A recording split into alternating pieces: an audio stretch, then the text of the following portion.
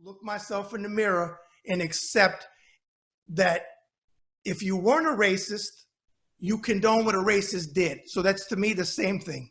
It's the same thing. So I agree with you completely. Sounds to really make you rub and scrub. Swing badang badang bong biddly biddly bong. Bong biddly biddly biddly biddly biddly biddly bong. I said, pass the dutchie on the left hand side. Pass the dutchie on the left hand side. It's a go bun. Anthony, welcome to the show.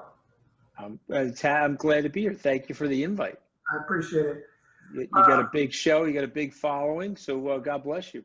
I appreciate it. Thank you very much. Both of you, welcome to the show. I greatly appreciate you coming on. Thank you, and good morning. The floor is yours.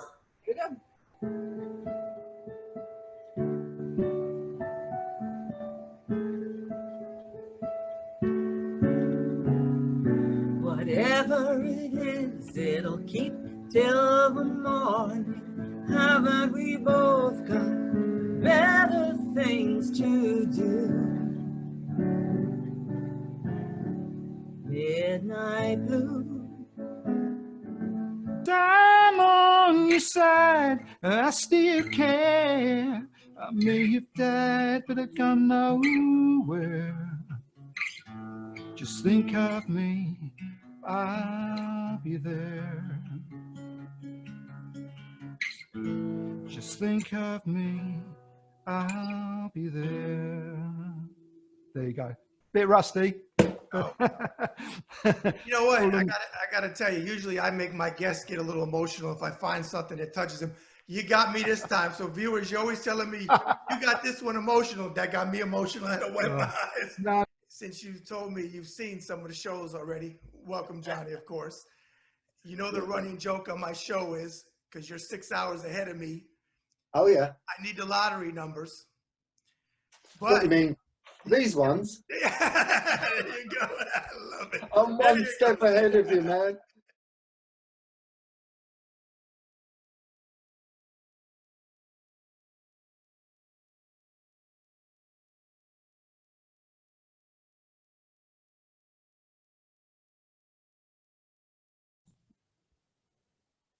Hey, folks, the man with the pinky ring and the New York thing. Forget about it. Bad Brad Berkwitt, and you're watching another episode of the Bad Brad Berkwitt Show on the Ringside Report web TV channel. Now make sure you hit that button wherever corner and subscribe. Hit it on your phone. Leave your comments below the video. I always personally respond. As well, follow me on Twitter at BadBradRSR. Again, that's at BadBradRSR. And last but not least, follow my great writing team on ringsidereport.com. Again, that's ringsidereport.com. Well, folks, today is Tuesday, and I have a great guest on my show. And before I introduce him, I want to thank my buddy, Heather Thomas, for making this introduction. Thank you, Heather, so much, who was a previous guest and a fan favorite on my show.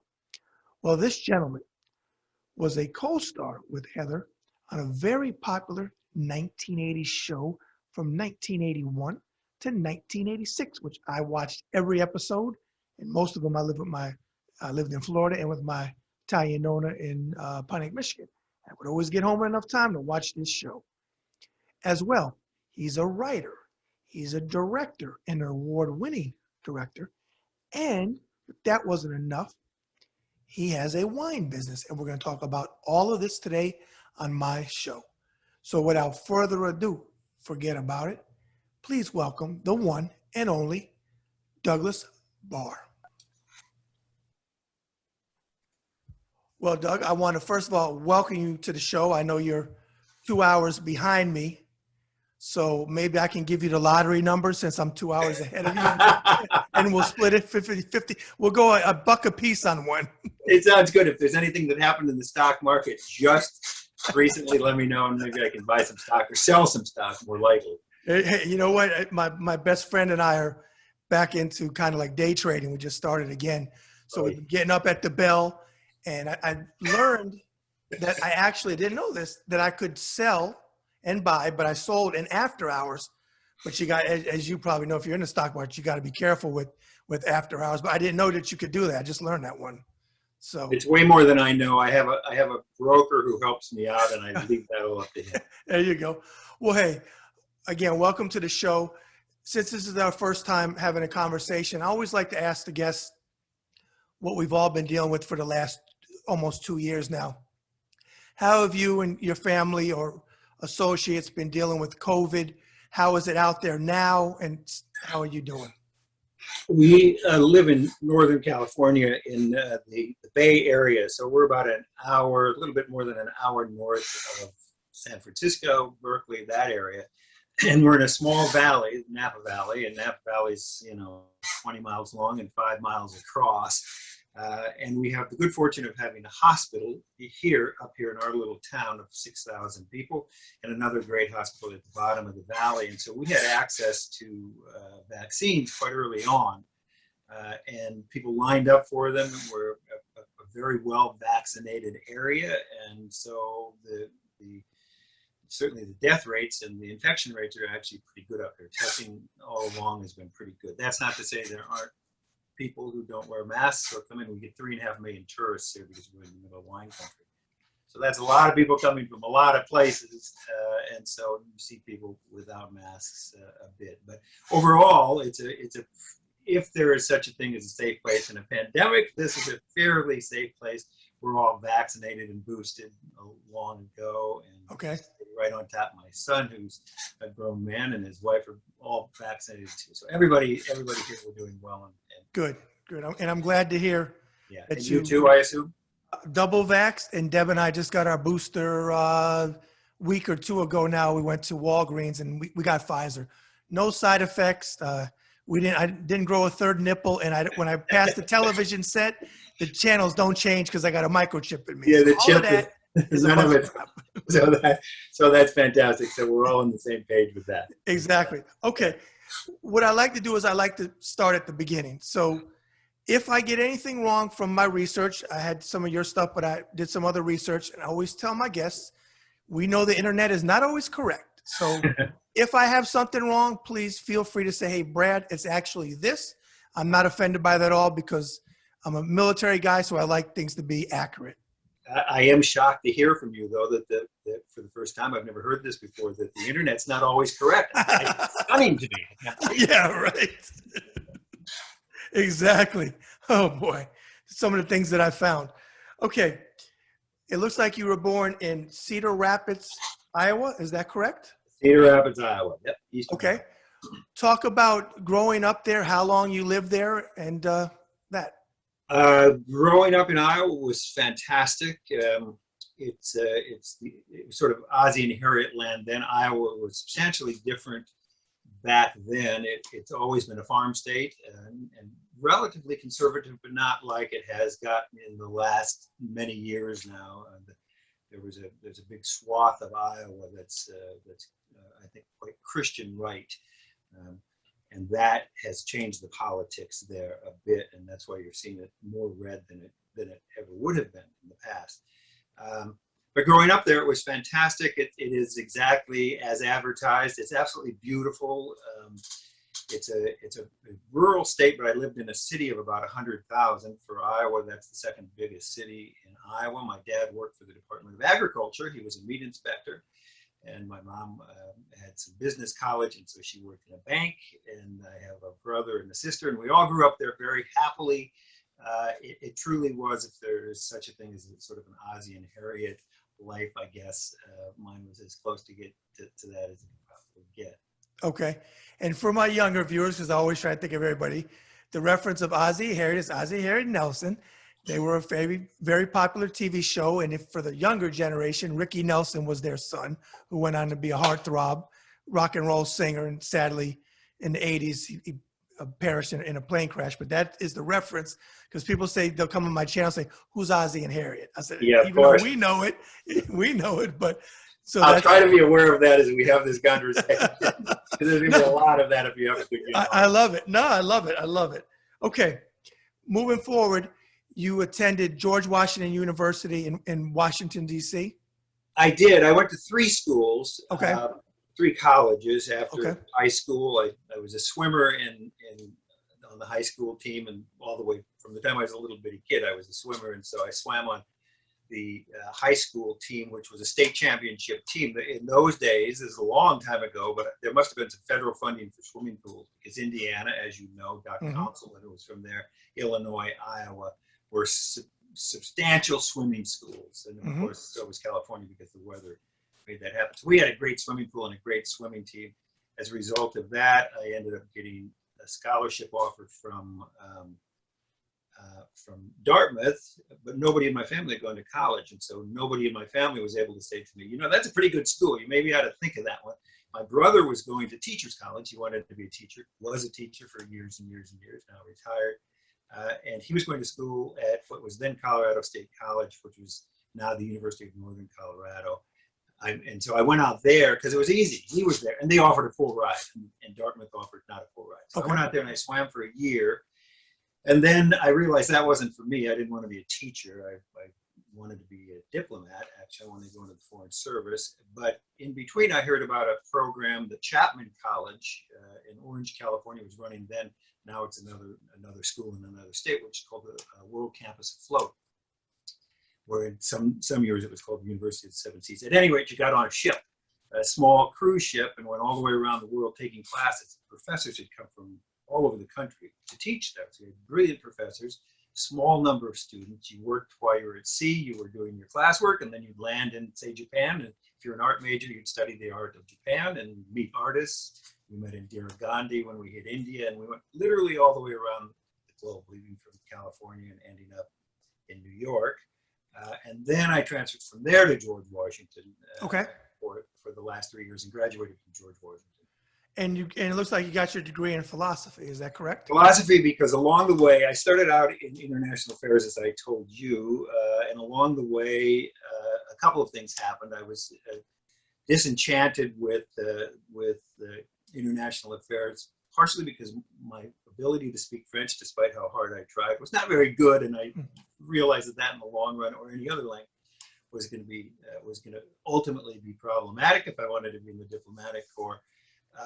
They were talking about the number of years it would take to rebuild after the number of megatons you'd have in a bomb if it dropped. That seemed to me to be a little dismaying. This was in the middle of the Vietnam War protestations that were happening all over, and certainly in Washington, D.C., and certainly on our campus, because the Selective Service headquarters is on the campus, literally, of George Washington University, which is an urban school. So it was endless protests and tear gas and all that, and of course involved in all of that stuff. So that dissuaded me. And then I met a young woman when I was on a trip with my best friend to Europe, and I met her in Greece and decided that I would go back to Paris and take some time off. So I go back to Paris with her, which is where she was from, and I needed some money because I had no money for that semester off. And she introduced me to her agent. She was a model, a Vogue model in Paris that I ran into in Greece by happenstance completely. Long story, which I'm happy to tell you if you guys want more details. But in any way, I went there and then went there. She introduced me to her agent, and consequently, I got into that business through her so that I could stay in Paris, then went back to school in DC. This is an awfully long answer. No, I like to hear. Go ahead. It's interesting. So then I went back to DC, and then I was able to go up to New York. Okay. Take a portfolio of photographs I had, and then I was going to be able to make a little bit of money up there. So that's, okay. So let me go back, and we're going to talk about New York in a minute, with me being a New Yorker. Let's go back to philosophy. So I interviewed last year Wang Chung, everybody, the group Wang Chung, Jack Hughes and Nick Feldman are Wang Chung. So Nick, and he had a lot of success, like you've had in acting, they had it in the music business. Nick graduated with a degree in philosophy. So I asked Nick the same question I like to ask you, but of course it pertains to acting. Did philosophy help you with acting, or being in the acting business, dealing with some of the people that you'd come across in the business side, maybe? I don't think so specifically. No, I don't think it was that. You know, the way I looked at philosophy was looking at the way people thought about different things from epistemology. What is knowledge? What are ethics? Answering the big questions of life. That's what I look for. And what thinkers thought through the whole period. I think, therefore I am, Descartes. So that was my takeaway from philosophy. It was about who we are as human beings, why we are as human beings, how we think. but from a more clinical look than religion. Okay. This is really about philosophies and Okay. what different thinkers thought. So that wasn't as useful, I think, to me in the acting world as the business I had stumbled into, that whole modeling world, commercials. Then after that, and advertising world, all of that was much more valuable. But the most valuable lessons came from being on that ship, seeing kids from all around the country come together in one place for one purpose, studying all kinds of different things, but getting to see the world, most of us, for the first time. And so I learned a lot about human nature and a lot about people on that ship. Okay. That became very useful. Very useful. Okay. Okay. Now, you talked about New York. So you went on, after you graduated, you went to New York, and that's where you studied theatrical training there in New York. Is that true? I did. I was, like I said, I was in the modeling business there. My best friend, who is my best friend to this day, he introduced me to my wife. I introduced him to his wife. Lived in New York. I met him as a freshman in Colorado. You wonder, why did I go to Colorado? Well, if you believe in Providence, that the reason I went there wasn't because of the school. It was because I was destined to meet that guy, who's still my best friend. Talk to him every day. In fact, we were in the wine business together. He and I were on that motorcycle trip to Europe where we met those two women in Greece that then led him back into the modeling business. And his family lived out on Long Island. So I was able to go to New York, have a place to stay during a couple of summers. Then once I was in the modeling business, I lived in the city and started studying acting. Not because I had any ambitions from my childhood to be an actor. I didn't think I was particularly good at it, in fact, but I knew that if I could talk, I could make a little money in commercials. That would get me in the union. That would make it more possible to maybe land a soap opera or something. That was the extent of my logic. Okay. So being a New Yorker at that time, I would assume that was in the middle 70s, late 70s? I graduated from college in 72. So Okay. I started kind of my New York run with my buddy during the summers of probably 70, 71. Okay. Talk about New York at that time for my New York viewers. What were your observations of New York coming from where you did? New York to me was truly heaven. It was a place that was, and still is to me, one of my favorite places in the world. It is the center of the universe in many ways. It's vibrant and it's alive. It's not frightening in the least. To me, I was happy to be walking those streets day and in the nights. You could find anything there. You could see anything there. The world's greatest art, the world's greatest artists, the world's greatest everything. And you could also find horrible things there too that people did. Human nature was all around you, and it was and continues to be an incredibly vibrant place. Okay. Look, going into the acting portion, it looks like your first screen role or your first TV role was they did a TV version of the hit movie that Burt Reynolds and Chris Christopherson was Semi-Tough, and which I love that movie, and you played the role on TV that Burt played in the movie. Is that correct? Well, I did a pilot for that. Okay. Speaking of New Rochelle, my mentor in the business, the guy who gave me my first acting job, my first paid acting job, was Bill Persky, who wrote it with Carl Reiner. He wrote the Mary Tyler Moore Show. Yeah. Early on, Dick Van Dyke. Yep. Moore Show. He did that as well later on, and then he did a whole bunch of others, That Girl and several other shows. So he was the guy who gave me the gig that got me started there. Although I was in New York for, I guess, many years before that. I got there in 72 and didn't leave until 79 to go to California. So I had several years of studying in New York with various teachers from Stella Adler to Bob Modica, lots of people. Right. And auditioning, hoping. And finally, that's the guy, Bill Persky, who gave me the break, and we remain dear friends to this day too. Okay, so you did the pilot, and I noticed too, looking at the people that were on the show, somebody you would go on to, and we'll talk about the Fall Guy later. Marky Post was on that. Did you do anything with Marky in that pilot? No, and I'll tell you why. Because Marky, that pilot was recast. They cast everybody. They stopped it. They didn't stop it. They finished the pilot, but they never aired the pilot. And in fact, they recast the entire show, aired the next version of this with a completely different cast. Marky was in that second cast.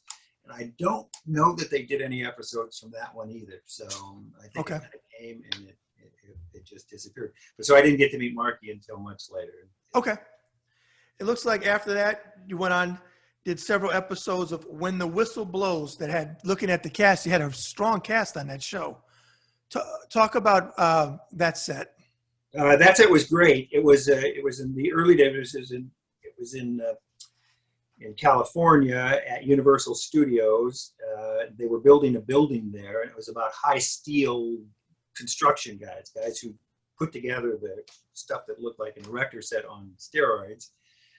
And so we shot up in the steel quite a lot, and it was a little kind of a thing about a bunch of guys, and it was a very standard show from that era. We did, I think, a season on that, maybe. I don't know how many episodes ultimately, but we did quite a few episodes. Well, some action, some adventure, a bit of stuff. They let us, do things. In those days, the stunt world was a slightly different world than it is today. The way we'd get up to the top, there was no elevator because the building was the same way the construction guys did, which was wrap your legs around the ball with the hook underneath it and hold on to the cable, and they'd lift you up the bottom of a crane, and then they'd ask you to step off that and then swing your own belt around the column, the metal column, and stand there on a 6-inch thing, 4 or 5 stories high. So it was a great fun show to do. A lot of guys doing the show, and it was really great fun. And it was a bit of an action thing. Okay. You went. It looks like in about 80 and 81, you ventured into doing some film work. You were doing TV, then you did film. And it was in the horror genre. It was first The Unseen and then Deadly Blessing were two different roles.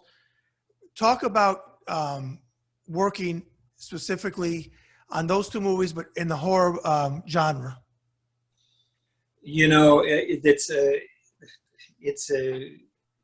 As an actor, as a young actor trying to make your way, you don't really have choices.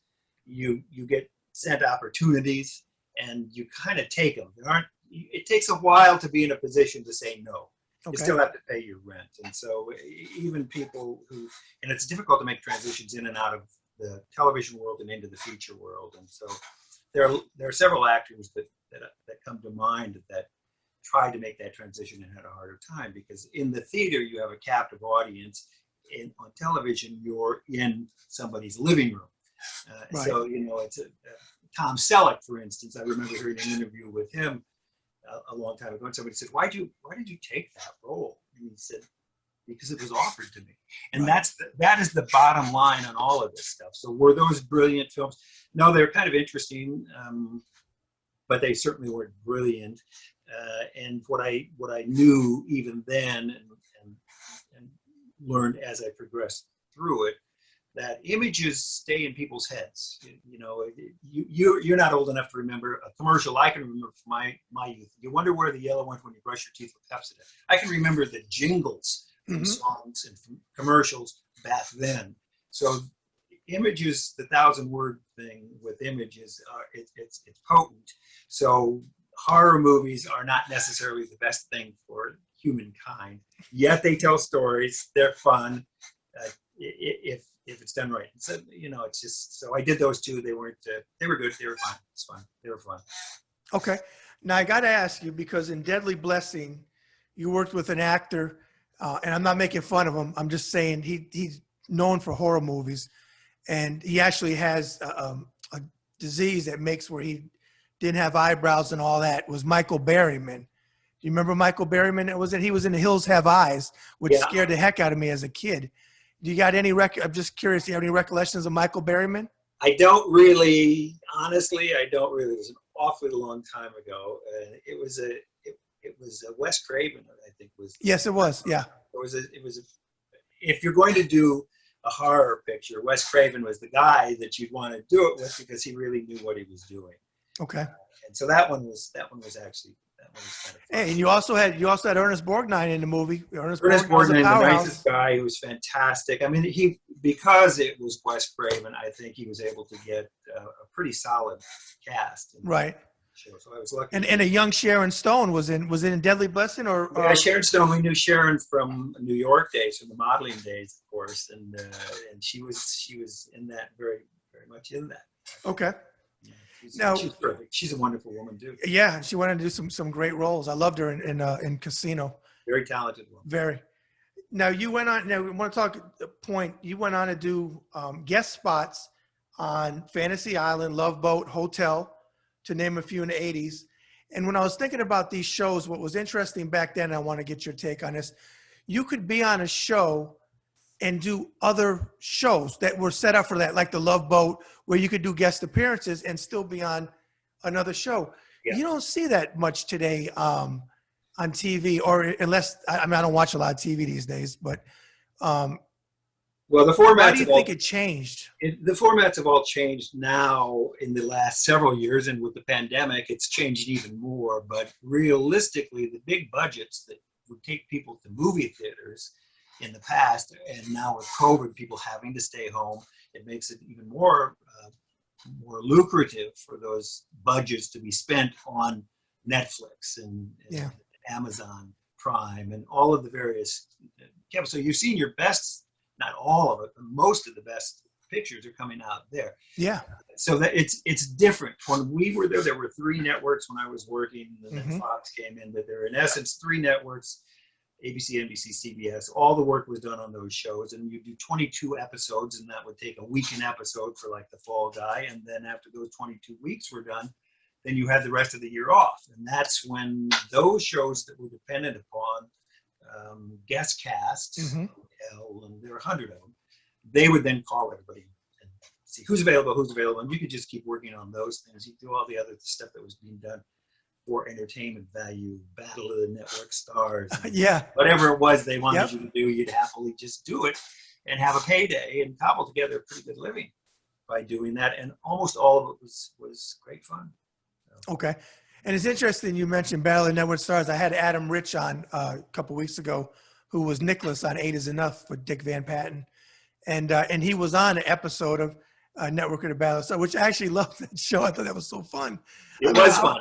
Yeah, I know it had to be fun for you. I mean, of course it was nice to get paid, but it was fun. I mean, it was the camaraderie and the tug of wars and the jumping in the water and all that stuff. It was great. It was really great, and nobody took it very seriously. I think Bill Shatner was taking it really seriously. He was a captain of a team that I think I did about 5 times. Okay.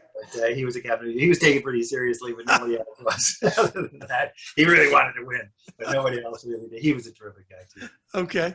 They were fun. They were fun. Yeah, I a wonderful time to have fallen into that crazy business. Right. As an entertainment business, as an actor, it was really a wonderful time to do it. Yeah, no, I enjoyed those. Those were fun shows. Like you said, you were able to do, Love Boat and Fantasy Island, and it annoys me sometimes. Well, it doesn't sometimes a lot that they bring these back. Like Fantasy Island, they made a movie of it, which was nothing like what Ricardo Montalban and Herb Velazquez did on TV. They made it a horror movie. I'm like, that's not what Fantasy. That's not what Fantasy Island was. Although I couldn't very well tell you what Fantasy Island actually was. I remember being with Ricardo Montalban waiting for them to say action, and I said, Ricardo, tell me something. What is this? Are we in a fantasy here? Is this island of fake? He said, Doug, I have no idea. He'd been on it, I think, for 5 years. He didn't have any idea what it was. And I was with him. Believe me, I didn't know it. But it was that too. It was fun. Right. Okay. So the pivotal role came in '81 when you were cast on The Fall Guy, which went from my research from '81 to '86. It looks like, if that was correct for the years. How did that role come about?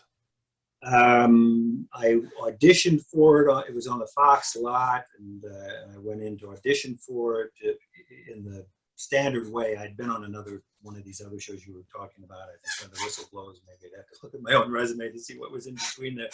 But I had enough of name value in terms of actors that were available and could do these kinds of things, so that this is one of those that the audition was go in and meet the people. So by that time, they'd already thought this guy could possibly be right for it. So it wasn't so much go in and audition for it with a reading, which is how the earlier work all was.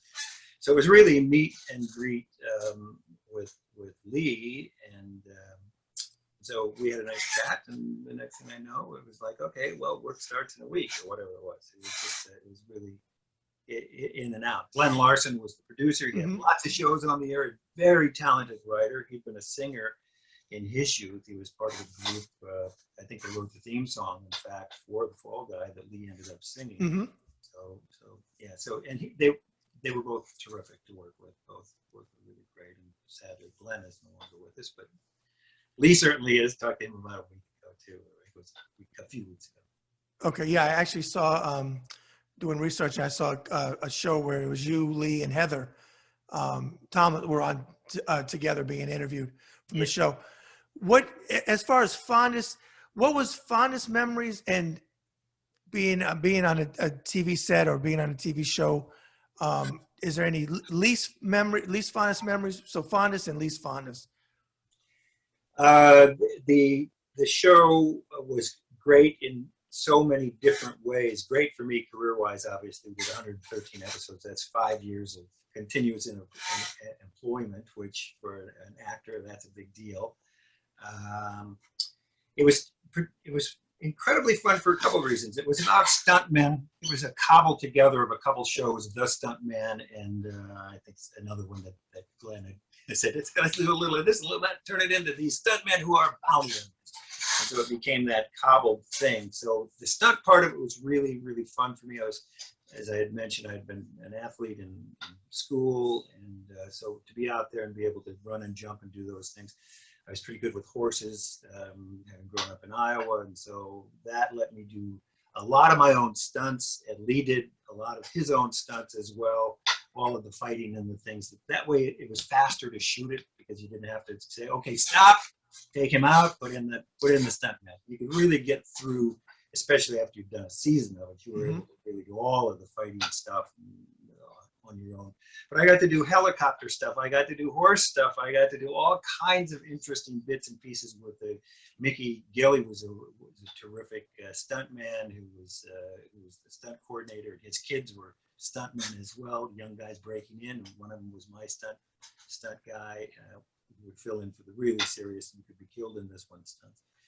But to watch the other ones do it, to learn how to direct a movie, to learn everything there was to learn about directing, because a movie, if you've sat on a movie set, anybody who's done that before knows that lighting takes a long time. And so now I got a shot of you, and then you got a shot of me, and then we got a 2-shot from over there, and then we got a high shot from up there. Each one of those takes a half an hour to light. So you sit around all day long reading the New York Times and BSing with your cast members and the guest cast, because that show was very dependent on guests as well. And so I got to watch the crew work. I got to work with old guys who have been crew members. Lee was is a very loyal guy, and people he'd worked with back on Big Valley, he'd bring in gaffers and prop guys. And so I got to meet a lot of guys who would, I remember walking around the Fox lot and Benny Coleman, he's probably in his 70s or early 80s then, and he was telling me, we walked by a soundstage, and he said, right in there, let me come in here with me. He took me in and he said, right there's a hole. We had a hole in the floor. We had a fan under there, and that's where we shot Marilyn Monroe when his dress blows up, and that iconic photograph. And those kinds of work from those guys in early Hollywood, that was valuable to me. That was fabulous. That was one of the great pluses of doing that show. The other one also deals with guest stars. Lee, again, very loyal guy, invited all of his friends from the years he'd been in show business there to come and be a guest star on the show. We had everybody, I mean, from Richard Burton on there to you name them. They came through there, and many of them were the heroes of my youth. Roy Rogers and Dale Evans did 2 episodes, I think, and I got to sing Happy Trails to You. None of this means anything to your young audience. But I know exactly what you're talking about, though. Yeah. To ride across the prairie out there in Northern California on a horse next to Trigger and Roy Rogers was really big stuff for me as a young guy. And we had so many terrific actors, wonderful actors who came through that show at the ends of their careers, middle careers, whatever it was, there they would be. And I would meet some of the most people that I just adored. R.J. Wagner did a bunch of episodes. Yeah. We just had so many great. And was there any downside of it doing? No, to be honest with you, not really. The cast was terrific. Everybody was really wonderful to work with. The producers were good. I mean, there was really no downside to it at all. It was really just terrific. It was really, Okay. really great. All right. Well, your co-star on there is a buddy of mine and a buddy of yours that we adore, Heather Thomas. Thank you, Heather, for introducing us. I greatly appreciate that. So, do you have a funny story you could share for the viewers about you and Heather back then on the set that you could share? I don't know that I could share the one that comes to mind, but what I can tell you about Heather is this. I was sort of playing, I was supposed to be a very, very naive guy who had gone to multiple colleges and was overeducated, but really naive and kind of a dope. I was the comic relief, somebody take a swing at Lee, he'd duck and he'd hit me in the face. So that was my role in that. And her role was the standard 80s kind of bimbo. The beautiful girl with the tight shirts and the stuff. She's anything but that, and was in those days anything but that. I think her mother was on the board of the universities up here. Her sister was a professor of philosophy. Heather's wildly well educated. Oh yeah, incredibly bright and funny, and so charming. So she wasn't her character in the least, and I think probably if there was a downside to that, it was all 80s, pre-Me Too, pre all of that women's movement. We were in the Betty Friedan era of women's rights. And so it was, that was stuff that's part of that period in history. Right. Is different now, and gratefully different now. Okay. Yeah, and I agree with you about Heather. I mean, she's very heavily involved in politics and activism and using her platform, which I admire the hell out of her for it. Yeah. She speaks her mind, and I have a lot of respect for her. Okay. After that, you went on to play Alex Jagger on The Wizard opposite the late David Rappaport. Yeah. I remember this show. And also you had your first, if I have my research right, first produced screenwriting credit on that show. Correct. Right? That's exactly right. And that show was incredibly valuable to me for those reasons. I got to work with David Rappaport before he sadly died. And I had an opportunity to write a show for them, which got me into the Guild. Hollywood is all about leverage, and nobody wants to let you do anything that you haven't already done unless there's a very, very good reason. So the question is always asked, why the hell do we need you? And if you don't have an answer, then you don't get the gig. And so you've really got to have a reason. And the reason I was looking for there was, if I can tell somebody who asks me, what do I need you for, when I'm trying to sell a script, then I could maybe say, you need me for the director, because otherwise I won't say the script. And so that being on a series, you get some perks. And because this is like my third or fourth series, even though Fall Guy was the longest running, the others, I've been around long enough to have a little bit of clout. And I was smart enough to know that if I go in and pitch the producers on this show, I better have 10 or 20 ideas. So they can't say no. Okay. And so I went in, pitched like crazy, sold them a show, and they wanted to keep me happy. I mean, realistically, they wanted to keep the actors happy. And it's not too painful if they had something that was reasonable and theoretically would be rewritten. In this case, they didn't even rewrite it, so it was a pretty good script. That was that side of it, and that got me into the Writers Guild. Once you're in the Guild, then you can get an agent to cover you as a writer, not just as an actor. Now you're a double threat. You're a writer and an actor. Mm-hmm. It can be a triple threat if you can become a director, which is the direction I was trying to head, because all those years sitting on the set, watching those people, talking to the sound guys, seeing what they did, how they did it, made that job far more interesting to me, because you use your brain. You're always engaged all day. You're never reading the paper. And ultimately, it's more rewarding and more in the sense that it's more creative. I was not a very good actor. I mean, I'd be the first to admit it. It goes all the way back to your first question about what was it like to grow up in Iowa. I was, again, with Ozzie and Harriet, for your young audience, Ozzie and Harriet were very, very, very, very nice family. That's what my family was like, too. So in your acting classes, you studied acting, I know, so in your acting classes, they want you to have sense memory. Go back to the worst thing that ever happened to you. Exactly. I could never think of anything. Nothing bad ever happened to me. Life was fantastic. Right. In Iowa. So, so that was, anyway, I ended up with that got me into the Guild, and that let me move ahead from that. David Okay. Rappaport, the other thing that was wonderful about that show was that David Rappaport had been in a very substantial hit as a film called Time Bandits. I remember it. He was a little person. We worked Mhm. with a lot of little people in the Fall Guy over the years for various stunts and various reasons on that show. Wonderful community of very talented actors. Mhm. David was by far the most talented actor that I'd worked with along the way. He certainly falls into the top group of really amazing actors. He was also a terrific musician and a songwriter. I mean, this guy was an amazing guy, and ultimately we lost him to a suicide. I was gonna ask you. Yeah, I'm glad that you did that because my next question was, I remember him from Time Bandits. And you know, when you say actors, just out of curiosity, I know you said you had some.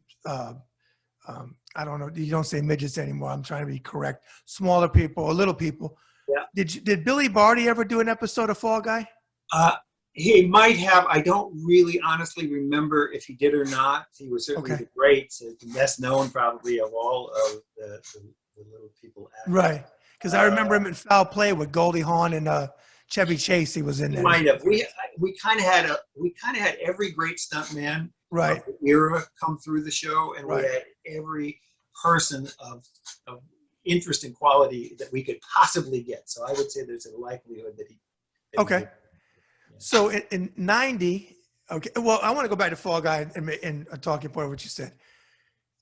Whether I know you said you don't think you were the greatest actor. Well, I'm going to say this. I loved that show. I thought you were comedy relief. I always found you funny. I always thought that you put the work in, and I enjoyed that show. I really did. I never missed one of those shows. I used to love that show, and I thought you were great on that show. So I very much appreciate that. That's very don't kind of minimize you. your acting ability, because all these years later, the year I came in the Navy was 1986, and that's the year that it went off the air.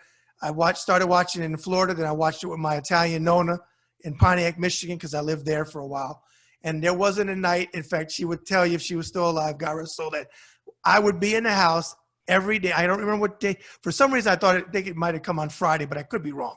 Whatever day of the week it was on, I never missed the episode. I loved it. I got a kick out of Lee singing the lead. Of course, who didn't like Heather Thomas back in the day? Oh yeah. But you had great.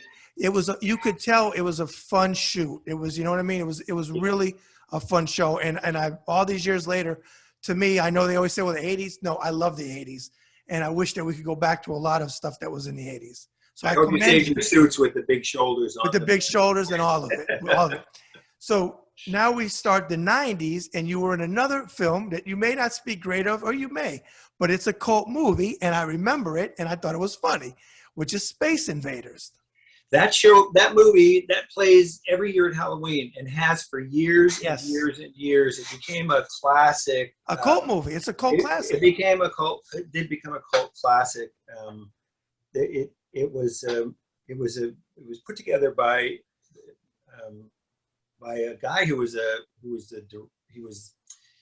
special effects director and writer, and he put this all together. And these were the days where it was quite interesting because they didn't have CGI, computer generated images. You had to make it happen the way it was. So if I'm standing, the town was called Big Bean, and if I'm standing next to a giant bean, which happened after the aliens were flying away and they flushed the toilet, and the whatever was in the toilet in their spaceship landed on the beans, and the beans became big beans. They had to make it look like a big bean, but they did it with perspective. You know, they put up a little thing and put a bean there, and then I go, there or there. So that was so close, and then they'd figure out the depth of field. So the bean was the same size as me. Everything was trick photography, and they were unbelievably skilled. They were also model makers. They were doing all kinds of serious Star Wars stuff. That whole group of people involved in that went on to do other shows. So that one was the same thing. It was a little gig. Somebody said, "You want to do this?" I said, "Yeah, this is great." And so off I went and did that. So. Well, I got to ask you about an actor that I always liked. He had a long, distinguished career. He played a villain. He played in westerns. Royal Dano. Did you do any work with him? Yeah, what he about was. him? He was great. He was fantastic. Royal Dano was, to me too. He was an icon. By the time I worked with him, he was he was just an amazingly wonderful guy. He was like Abraham Lincoln. Mhm. On the set, and you go, oh my God, look who that is. I mean, there were a lot of those moments in the career I had in Hollywood. Oh my God, guess who's here this week? Oh my goodness, that's somebody that's growing up. And here I am next to them. That was big. That was big stuff. That was one of the great joys of doing all of this stuff. So Work with putting people in the like years of not being turned down for jobs in New York over and over and over, ultimately getting opportunities to Right. with those people was really big, really cool. Yeah, it definitely. Another one I want to talk about, because it's another one of my favorite shows, Designing Women. You had a recurring role where you played Bill Stillfield on it. Yeah. Talk about that role. It was a kind of an incestuous show because like the women who were obviously the leads on that show, their boyfriends and husbands were all part of the cast in that. But for me, that one was a result of The Fall Guy, because Harry Thomason was one of the producers on The Fall Guy. And so through Harry, I met a lot of people, including Bill Clinton. Well, I can tell you that's another story. When we get to politics, we'll talk about that. And became somewhat friendly with them. His wife, who had worked on MASH and then created this, Bloodworth Thomason, was the creator. So I got cast because they knew who I was and they needed some guy to come in there and look like he might potentially be in somebody's imagination an Air Force pilot. And so that's how I got the gig, and it was great fun to do. I did several over 3 years, I think 16 or 17 episodes, I think. It was incredible. Again, same sort of thing. I got to work with Dolly Parton, who played the angel, who talked to me about how my baby was going to be born. An endless number of people that were just fabulous. Kyle Holbrook, who was, of course, Oh, what a great actor! What a great actor! Husband. I mean, how could you not just swoon every time he came in and go, oh my God, now that guy knows how to act. So it was a great show, but more importantly, politically, it was terribly important. And in fact, if we ever managed to get to it, I'm doing a nonprofit conference thing here, and I just was talking to my friend Bill Persky about his role in creating strong women roles all the way back to Dick Van Dyke, then into Mary Tyler Moore, and then into That Girl, and then into Kate Nally. All the shows he wrote and created were about, and you could see the progression through that period of women getting stronger and stronger and stronger in the imagery on the screen. And then I wanted to put him together with Linda and have a conversation between the two of them about their roles, because she kind of carried that mantle on as he was not doing as much in that direction then, although he continued to do some.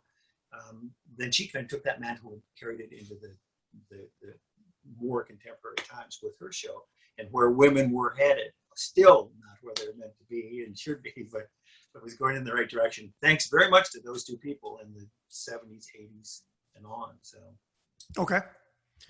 More currently, and we could. I want to circle back to a talking point you said there in a minute, but more recently, you've directed and written multiple episodes of network series and pilots. One being The Note that won what they call a Cammy Award. Is that how you say it, Cammy? Cammy? Yeah. Okay. And I want to read what that is, because I think that's a heck of an award to win, and I congratulate you on it. It said, the award is given for outstanding, uplifting films emphasizing character and morality. When I saw those two words, character and morality, I said, oh, that's an honor to win an award like that, because we need that today more than probably we've ever.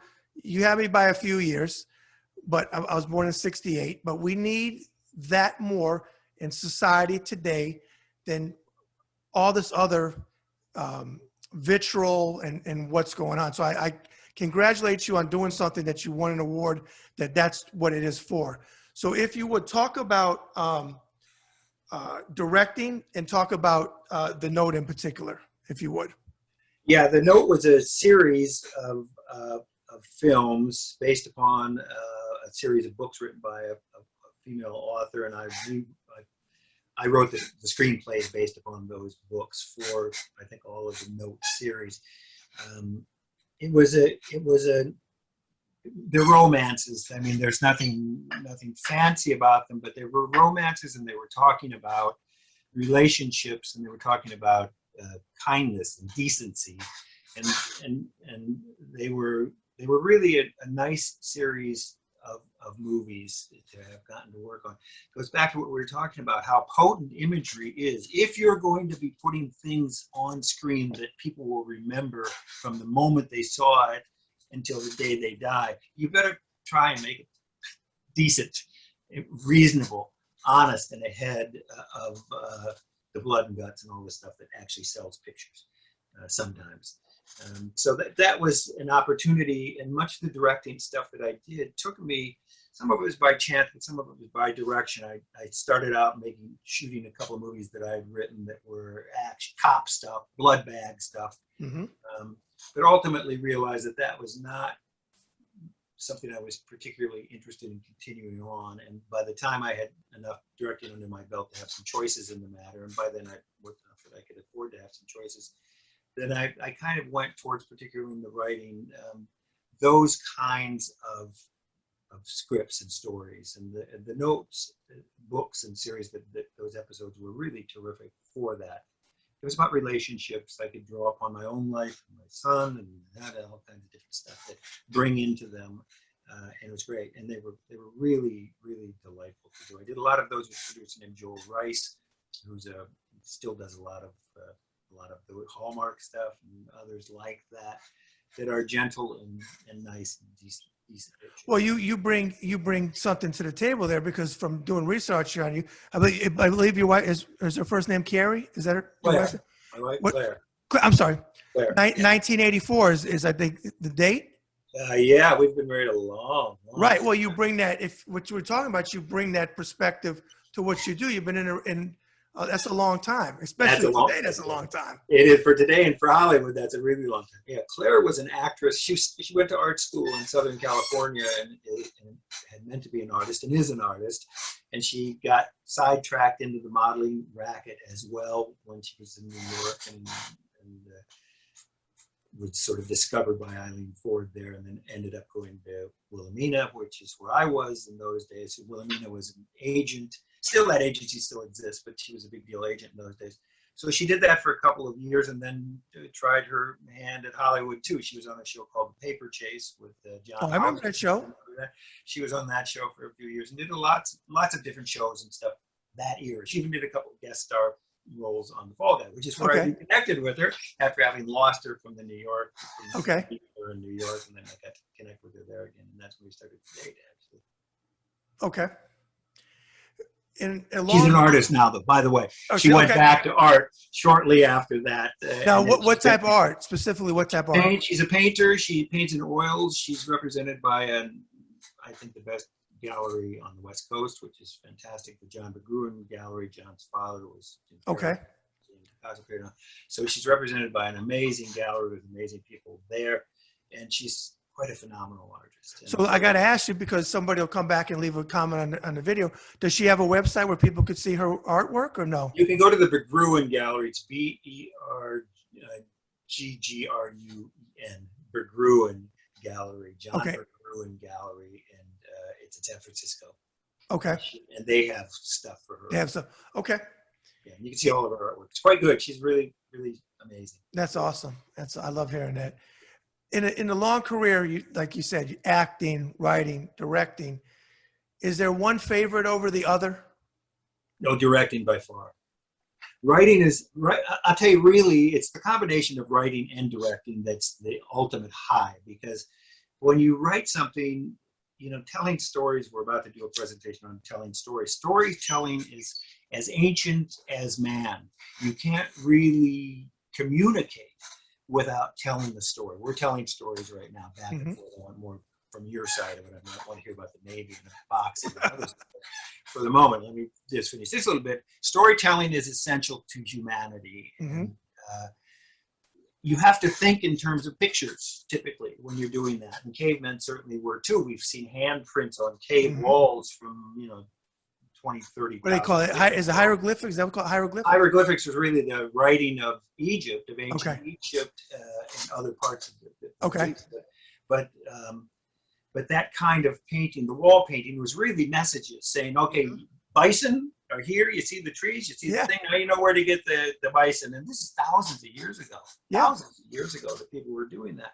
People were barely out of the caves themselves, and they were sending messages through pictures because they had no language. And then language came to be, and then written language came to be. But it was all about telling stories. Mhm. And storytelling is an incredible art. The brain does certain things, and it releases different endorphins and different hormones that make you feel happy and sad and all those things. So as a writer, you want to find those moments, and some of it's quite formulaic that you can actually do that and make people's brains do what you want them to do. So a writer is thinking in terms of pictures. You're imagining, okay, I want to do a story about a guy who sends a note to a woman who got a. So you get the picture of that. You're sitting in your backyard or your garden, and you're thinking, how would that happen? So I walk into a bar.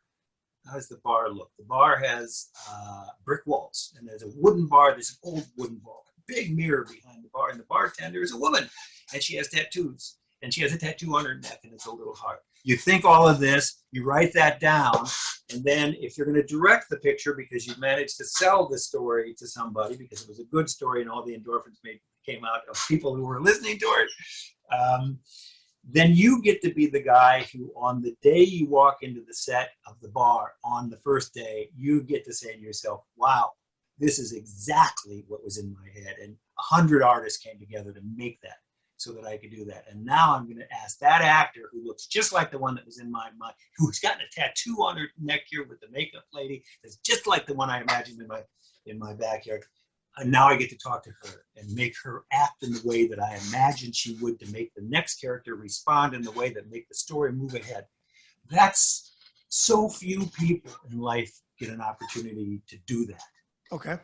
That is an extraordinary experience, and that was the best part by far. Okay. So director has answered. So with that question, if someone were to say to you, Doug, who is the end all be all director of all time for you? What's the answer?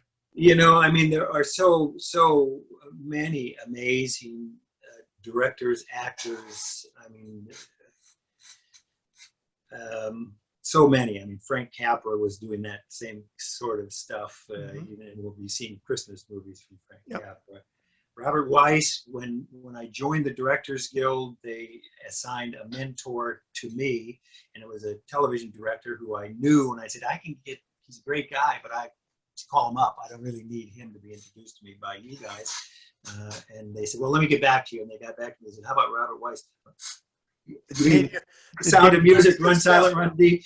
Holy mackerel. The Day the Earth Stood Still. The Day the Earth Stood Still. My favorite sci-fi movie is him.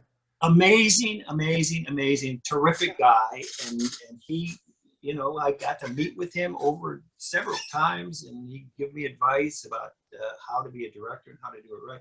It was fantastic. It was really a great opportunity for that too. So I would say those are the two directors. Of course, Billy Persky, who is a director as well, and many others that I got to work with along the way. Did you ever, out of curiosity, did you ever meet Orson Welles? Never did. I did meet John Houseman, thanks to Claire. He was on that show, and they were partners in those early days. Another great. What do you think, in your opinion, is better today in your business, the acting, writing, directing today than it was yesteryear? If one thing off the top of your head, you'd say, this is better, what would you say? Well, obviously CGI and the ability to make images that, if you can think it, you can shoot it. In my day, you had to build it. You couldn't just do it in a computer.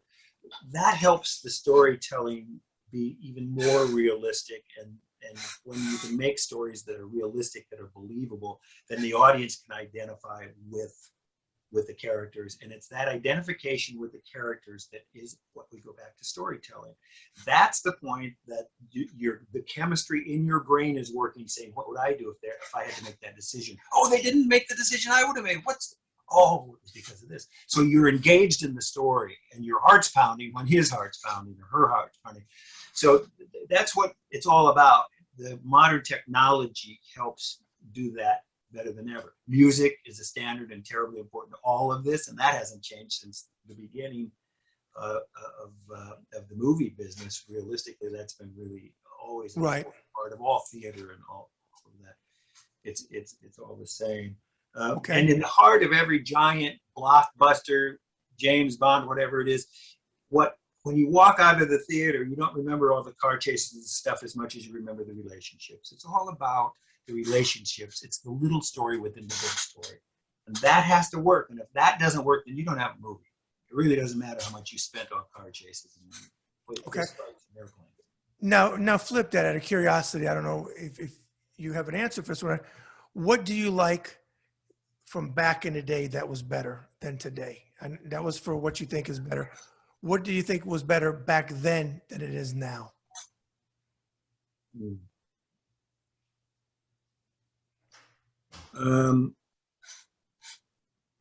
That's difficult. I think what we're doing now and moving ahead is really good. I don't have a nostalgic sense of that was better. Sure, we had movie stars like Cary Grant, but we have movie stars today too who are equally good and talented. I don't know. I don't know that there's anything that I look back on as being so much better than it is today. All right, let me ask you, as a director and being in the business over 40 years now, how do you feel about Hollywood remaking so many things when a lot of that stuff they shouldn't? I feel they shouldn't touch. Like they just redid, Bradley Cooper. I love Bradley Cooper, but if you know the movie, it was a 1947 movie that Tyrone Power starred in called Nightmare Alley. Loved it. Have it on DVD. Great movie. They just remade it. I don't understand why. It was a classic. It's like remaking. I always kid around and say they're going to remake Jaws and fit them for dentures at this point. I mean, with all of the remakes, when the originals, how do you remake them when the original was so special? Well, that's a very good question for the director and the cast, because it must be terrifying to be on that spot to say yes to doing something like that. If you're trying to remake an iconic film, you better really put together something that has something that makes it even better. And a lot of those pictures, there was an innocence to those pictures that you can't create today. We're not in an innocent world as much as we were back in the 40s and 50s in the black and white periods when you could do movies like Miracle on 34th Street. When you could we were a gentler time than we are now, thanks to politics that have gone a little bit, well, thanks to a lot of things that have happened in the world in these last years, particularly in these last few years, surprisingly. Okay. Yeah. So those are, but I think there's a shortage of ideas. There are only so many ideas, and you have to find out new takes on them. And so people are willing, and pre-sold in the title. If you're going to remake The Fall Guy as a movie, well, it's pre-sold to people like you who already saw it, so you're going to go see it because of that.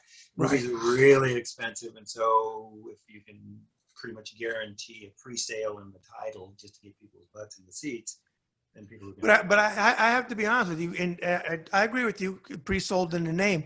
But when you saw stuff like it, just in my opinion, they're like, everybody has one, but they remade the A-Team, which I used to enjoy the A-Team. I'm not saying it was Orson Welles, but it was fun. It was fun when I was a kid. It was fun to watch. And then they remade it, and it didn't have that one. It didn't have the same magic as some of these older shows. They bring them to the big screen, and they have the big budget. Now they got CGI and all that.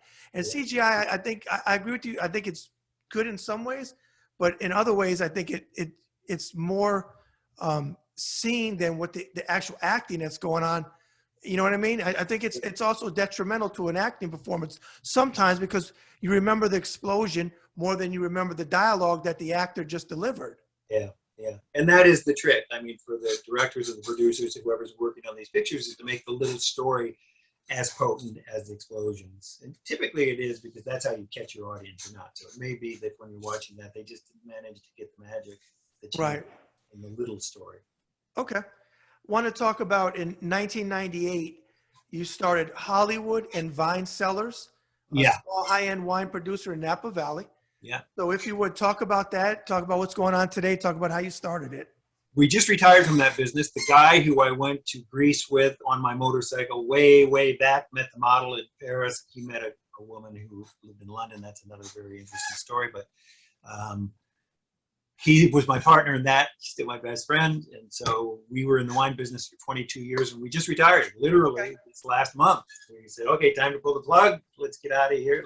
We've done this for a long time. And So, and it was wonderfully exciting. And it started not because I had any interest in wine in particular. We moved up here for the public school. We wanted to be in a small rural community from Iowa. This made sense to me. My wife is from Texas. And so this was a good place for us. And it was striking distance for me to an airport, San Francisco, so I could get to Canada, where everything that I've been shooting over these last years shoots primarily, and to LA for meetings to talk about it before you go shoot it. And the public schools here were particularly good. And we lived in a wonderful neighborhood in Los Angeles we had the best grade school in the city, because we were surrounded by the Korean neighborhood, and education was terribly important to that. Okay. And yet, many people who lived in that neighborhood of the white ilk did not want to send their children to the public schools there. Rather, they wanted to send them to the private schools, because there was a, I don't know what, cachet, I guess, about private schools, or maybe it was a sense of, we don't want to go to school with those people. Hard to say. I don't want to condemn anybody. Judge not lest you be judged. My most important Bible verse. But nonetheless, we didn't want to do the private school dance. Okay. So we looked for a place that we could live and raise a family. And when our son was in like first grade, we moved up here, because the public schools are fantastic. And we bought a house up here in a probate sale. The guy had passed away whose house it was, and so we never met the guy who lived here. And it turned out I found a book in the basement. There's a little wine cellar. It's just plywood shelves stacked together in the basement. Not a fancy house. It's a 40s house, 1940s house. But it has some beautiful views, a beautiful place. But in the basement, I found a book that had been left behind with some old boxes of wine that nobody wanted. And I read the books, and it turns out the books were written by the guy who owned the house and died here. And he was a pioneer in the wine industry. Okay. A guy named Maynard Amarine. And he taught every winemaker in this valley how to make wine at UC Davis. And there are lots of stories that are connected with that. They would have dinners in this house with Julia Child and Craig Claiborne. For your younger audience, those were big deal chefs in the earliest days of people thinking about food in the way we think about it today. And they would come here to talk to him about wine, because he's an expert in the world of wine and what it means to taste wine. So I kind of got hooked on it, called my buddy and said, "You want to throw in a couple bucks? We'll make a little bit. Anybody likes it, we'll make a little bit more, and we'll see if we can make a national brand out of this." And we ended up being in 30 or 40 states and all over Europe. And so we've got our little tiny quantity of wine spread far and wide. Had a lot of fun doing it. We got to go on boys' trips with no complaints from my wife. So it was No complaints for the wives. Okay. reason to do it in the first place. Yeah, your voice kind of went down on that one. I think you were Yeah, saying. because she could just actually hear it. Okay. Before we segue into the second part of the conversation, which is fun, random questions, I want to give you an opportunity, because I didn't find this in any research. And if you want to talk about something, we can. That's no problem. If you don't, that's fine too. You had mentioned, I want to go back to an organization you had mentioned, which I didn't have in my research, that you said you're involved in right now. Is there something you're involved in? Yeah, it's brand new. It's called the Santolina Forum for Innovation and Creativity. We started this just before the pandemic started. In 2020, we were going to have a conference in which we were going to bring 10 speakers in to talk about gender issues in America, because it's the 100th anniversary of women's suffrage, 2020, in America. In England, it was 2019. And we had that all put together. In a month out to COVID, the governor said, no big gatherings. And so that all fell apart, and we've been keeping it alive as a notion, even though that's on hold. We didn't cancel it. We actually postponed it. We have all those speakers waiting for the day we call them, when we think we can get people to come to a group thing. But we've been doing some virtual ones. We did one we had Jacques Cousteau's granddaughter, Alexandra Cousteau, who lives in France, but we got her because it's virtual. She talked to us about a group that she started called Oceans 2050, about how not to just protect the oceans, but to restore the oceans in one generation. And seaweed is the key to that. You can find her on her website, Oceans 2050. Okay. Then we had Martha Graham's artistic director, Janet Alpers, who I've known for many, many years, come and talk to us about Martha, and bring a couple of dancers and talk to us about Martha and her contributions to 20th century art. We're doing science, art. And okay. So Martha Graham's father was, if you know anything about New York, so Martha Graham Dance Company is the oldest dance company in America. They're 100 years old. Martha Graham has passed away now, but she was on through all of the century, the from 1910 or so when she was born, all the way through the late 90s, or late 90s. And her father was an alienist, and I won't go belabor this, but an alienist in those days was what they called, what was called a psychiatrist. And he thought he could determine what kind of psychiatric issues his patients had, who he saw in the house. And growing up, she saw them, Martha Graham, by the way people moved. You know, this or this or this, whatever the movements were, he would be able to interpret them and know what they were feeling. Martha Graham took those movements and went away from I'm a swan and I'm a princess and I'm on my toes and said, let's do modern dance and we'll talk about people's emotions, which is what that company still does to this day. And we'll talk about it in movement. It's like her father. Yep. So she was fascinating. She also had great composers. She got over racial issues. Wonderful, wonderful. So she was terrific. SH Forum is the website, and so you can find it on shforum.com.org. Sorry.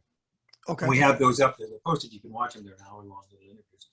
And then the last one that we did just before we took a break for the holidays was an Egyptologist named Dr. Kara Cooney, who talked about when women ruled the world, there were 6 women who were pharaohs in Egypt over the couple thousand years that the pharaohs ruled Egypt. 6 of them, and she highlighted each one of those and talked about what they did and how women who ruled the world ruled differently than men.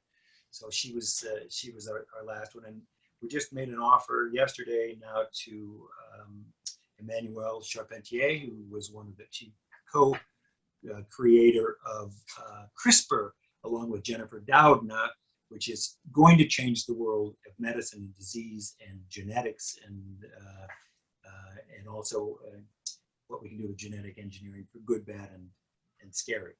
So are you doing interviews? Are you directing? I'm interviewing them. I'm finding them. We're working. It's really just a few of us out. We had about 90 people volunteered for the big convention. Okay. Of thing. And a few of those are basically our board are working to put these things together. I've interviewed the Martha Graham one because she was a friend of mine who chatted on that one.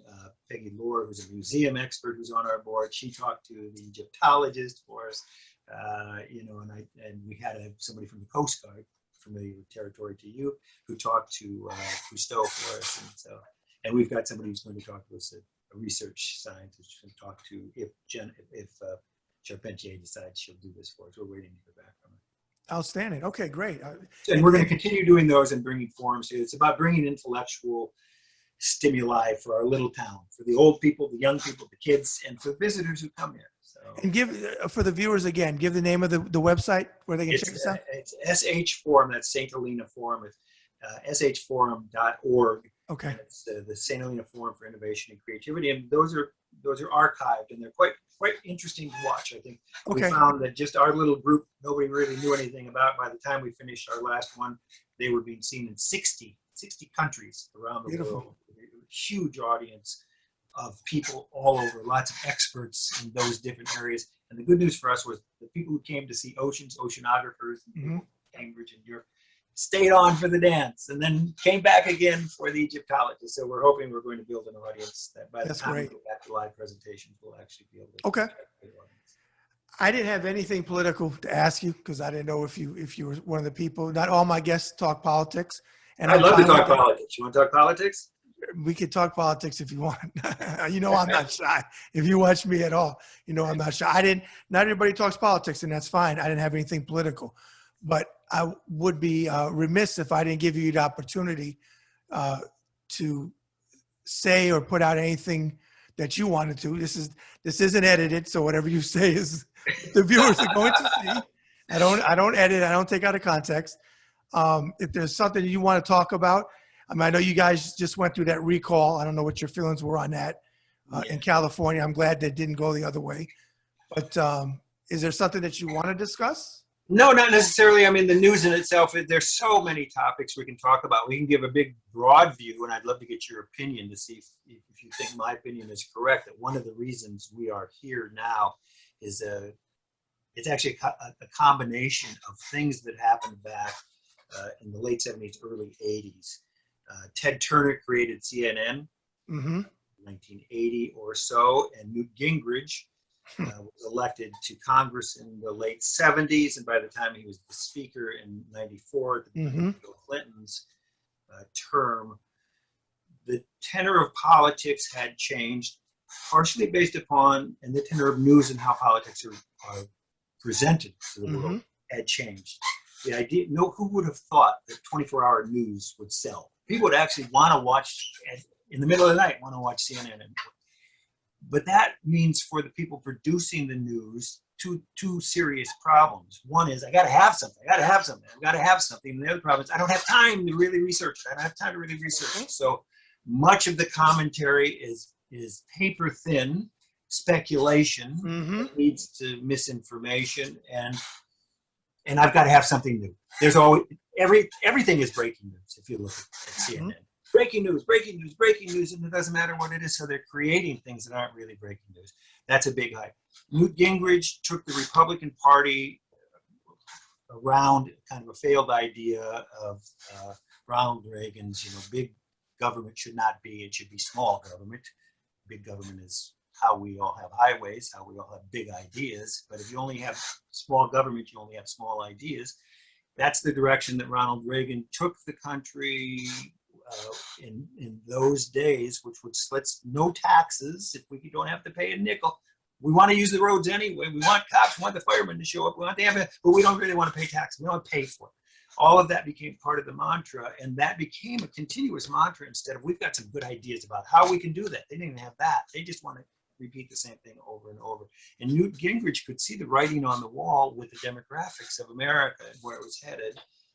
And he really took us away from my dear colleague from Indiana, and I are sitting here and we're going to have a beer tonight as soon as we wrap this up. But right now, let's have a conversation.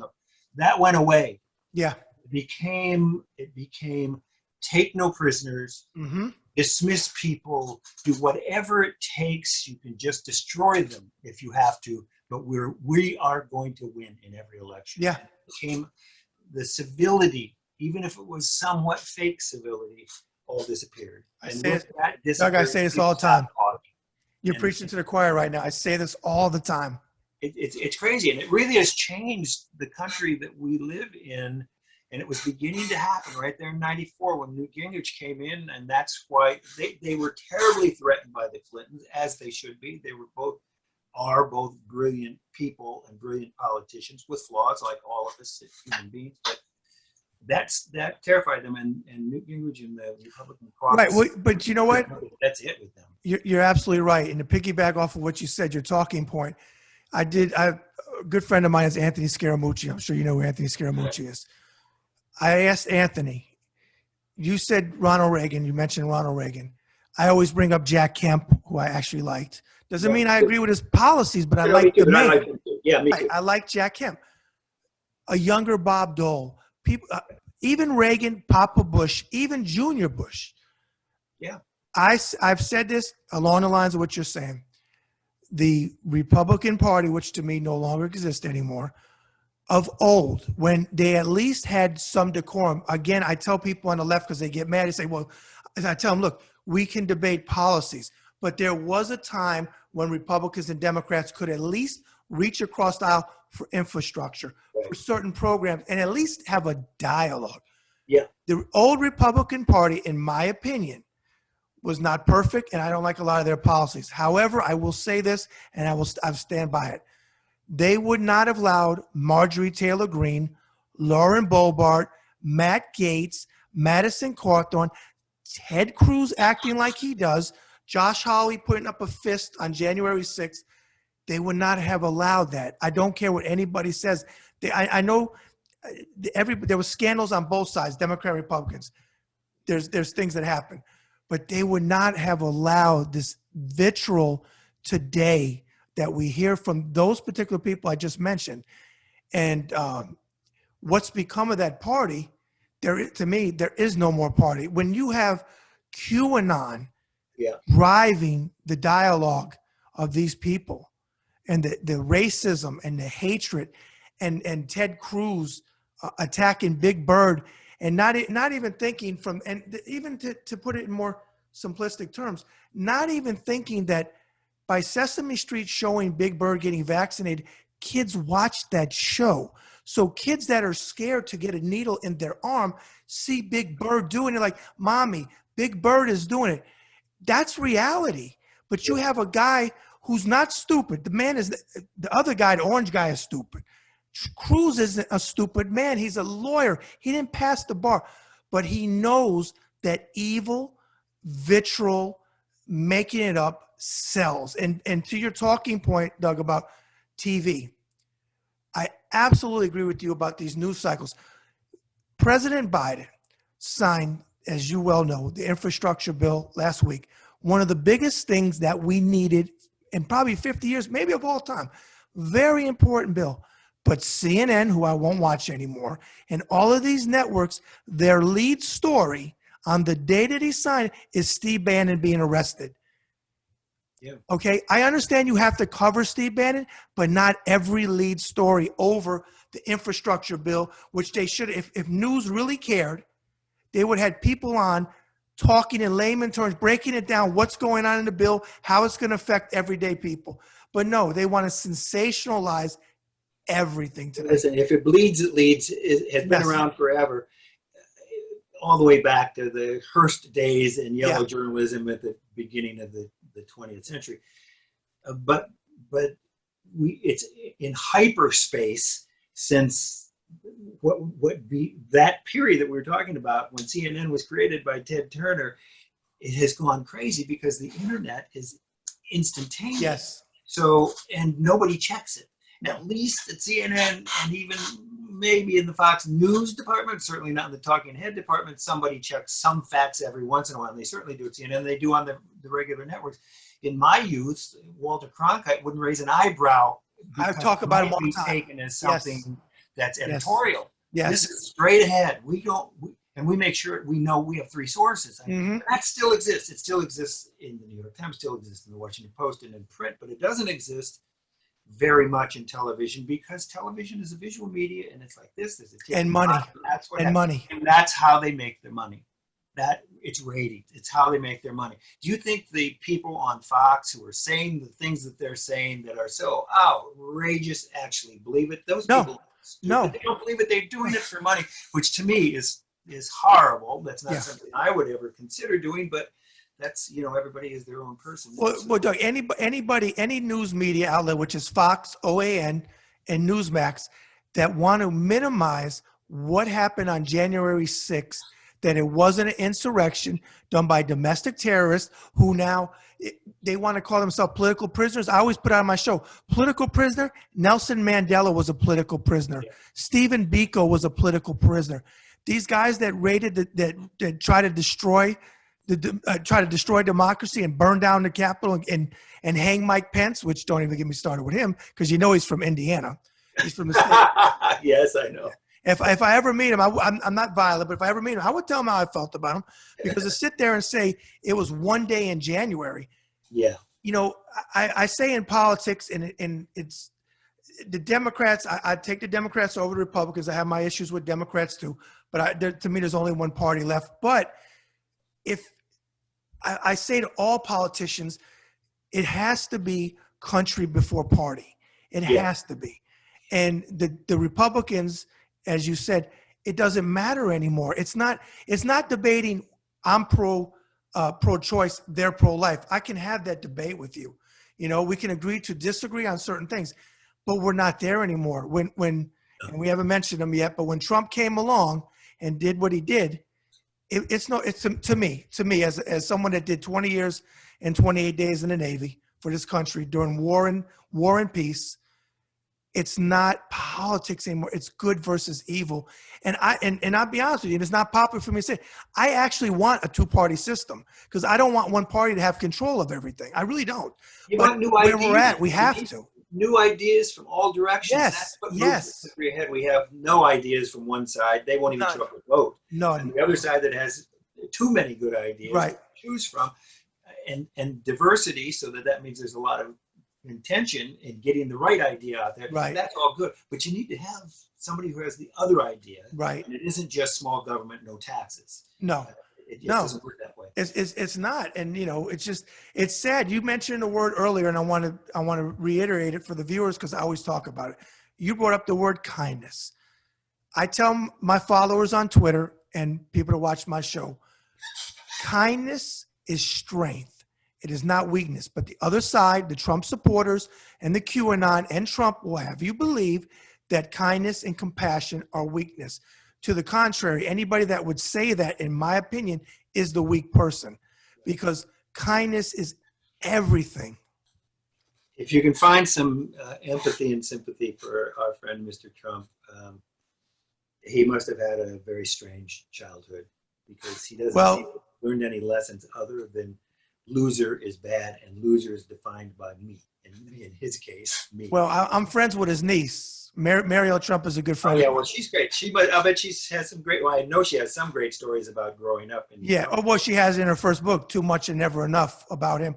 His father found the worst in him, and that's what he nurtured. The worst in what he saw in him, which, it started from his childhood. But the problem is that the election wasn't stolen.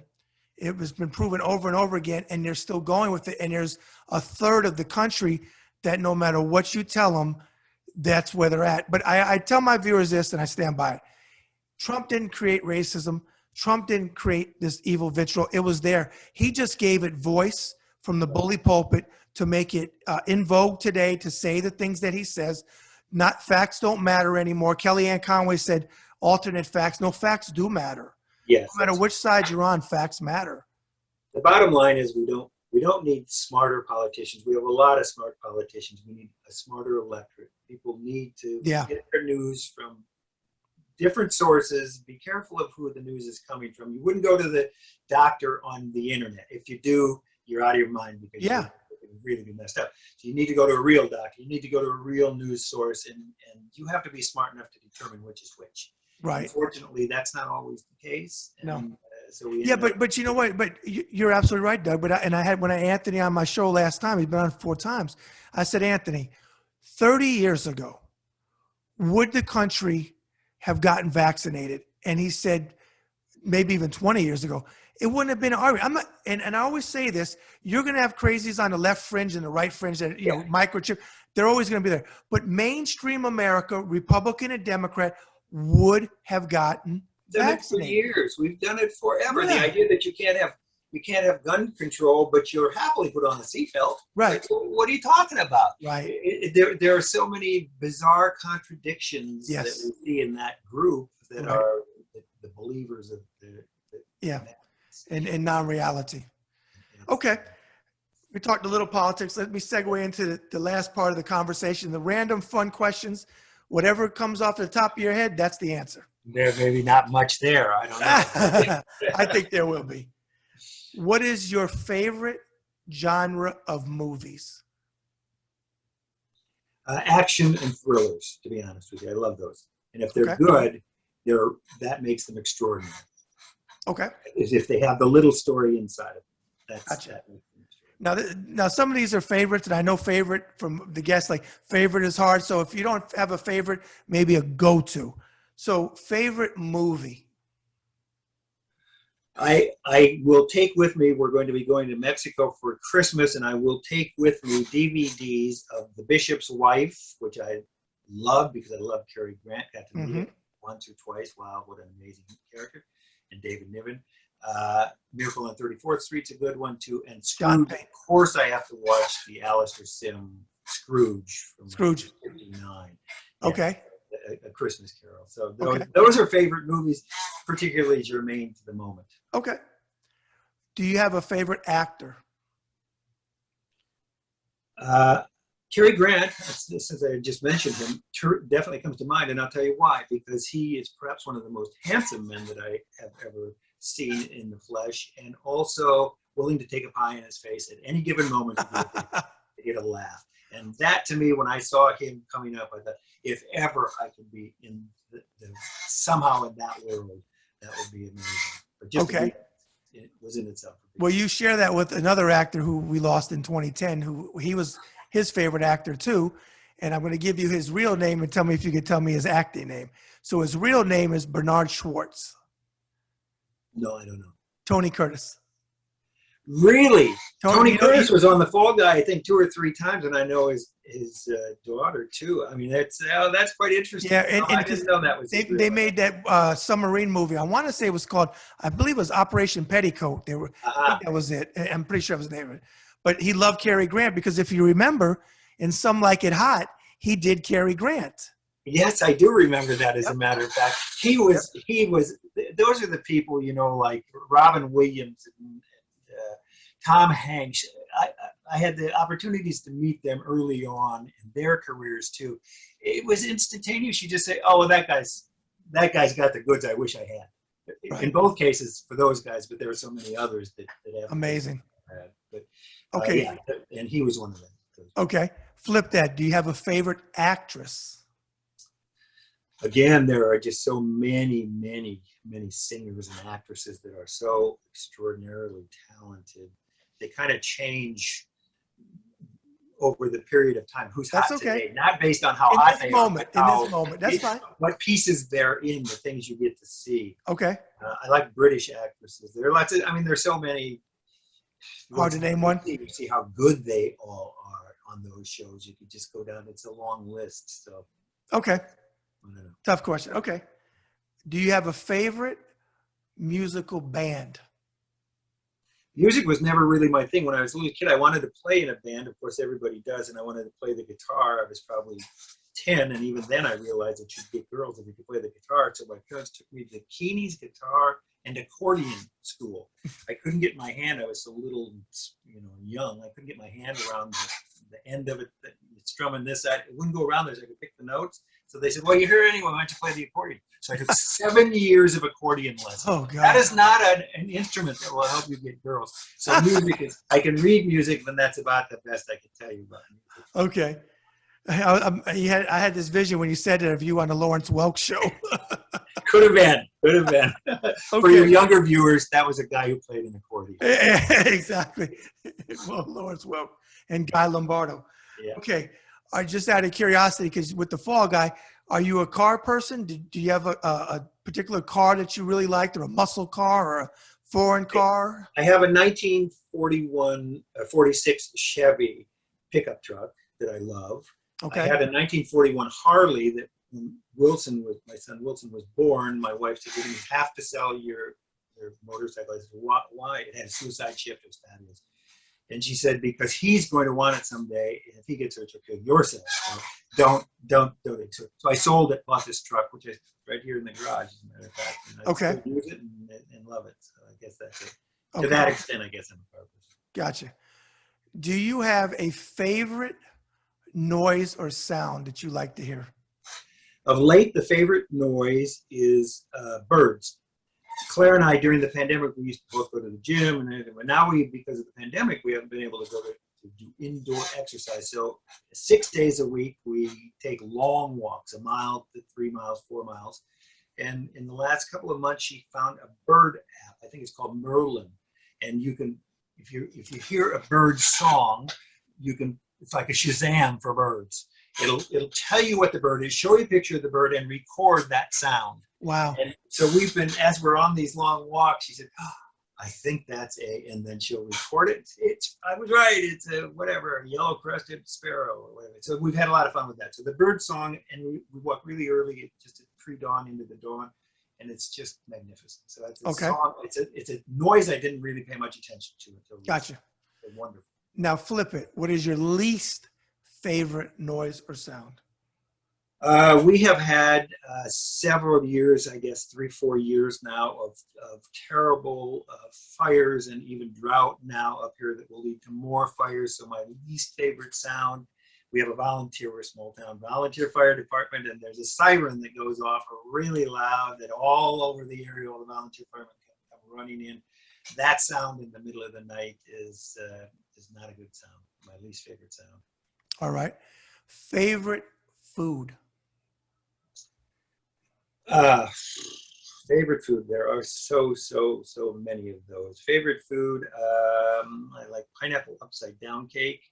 I like I like beans and franks, especially if you can get it. You know, the guys in New York, I used to call them the dirty water hot dog guys. The guys on the corners, they dip in the thing into the dirt. The water's dirty, and the Yep. hot dog's in there, and they have the skin on the outside of them. You know, like Nathan Famous. Yep. That kind of hot dog cut up in baked beans, the kind of baked beans I make with lots of brown sugar. Okay.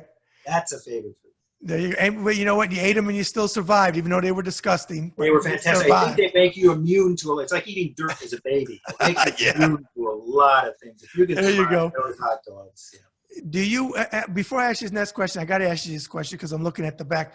What is the skull on the table? This skull back here, this skull is pretty. Oops, dropped it. This skull is looks pretty real though, doesn't it? Yeah, It's it a does. prop. It's a prop from a movie I did.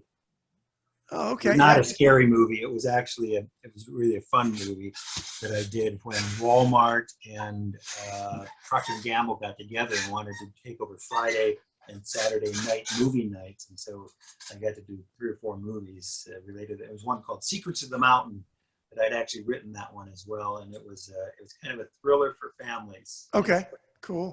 Find it someplace. And this was in one of the burial chambers. And I was looking at it the whole time. I'm like, I wanted to know what the story is. The skull. I think I got his skull back. He's got a skull on his back. You're into voodoo. Okay, so do you have a hobby? Not so much. I do.